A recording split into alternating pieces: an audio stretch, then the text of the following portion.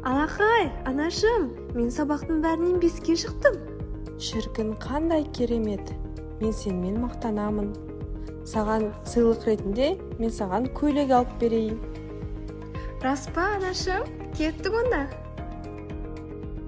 Анашым, маған ұнайтын дүкенге барайықшы. Иә, қызым, барамыз. Қызым, тоқта, бағдаршамда қызыл жанып тұр. Дұрыс, бағдаршамда қызыл түс жанып тұрған кезде жүруге болмайды. Әйтпесе көлік қағып кетуі әбден мүмкін. Сол үшін байқап жүру керек. Анашым, бағдаршамдағы түстер нені білдіреді? Бағдаршамда қызыл жанып тұрса, тоқтау керек, ал жасыл жанса, жүре беруге болады. О, әнекей, сенің жақсы көретін дүкеніне де жеттік. Иә, әнекей көріп тұрмын.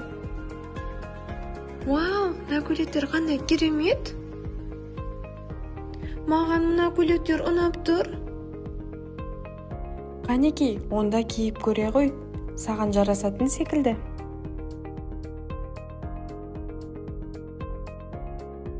Анашым, мына көйлектер маған жарасып тұр. Апай, бізге мына көйлектерді орап беріңізші. Мінекей, ақшасын алыңыз. Анашым, бүгінгі күн маған қатты ұнап жатыр. Келіңдер, тәтті алыңдар, шар алыңдар. Бізге бір шар мен бір тәтті бере саласыз ба? Байқамай қалдым. Қызым, бұның не? Мен бұны енді қалай сатамын? Кешіріңізші, айып етпеңіз, мен бәрін төлеймін.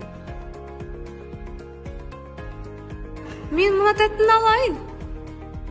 Анашым, жаңағы қылығыма айып етпеші. Мен әдейі істемедім. Кешірші, мама. Қызым, ештеңе етпейді. Мен сенің әдейі жасамағаныңды көріп тұрдым ғой. Сіз сондай керемет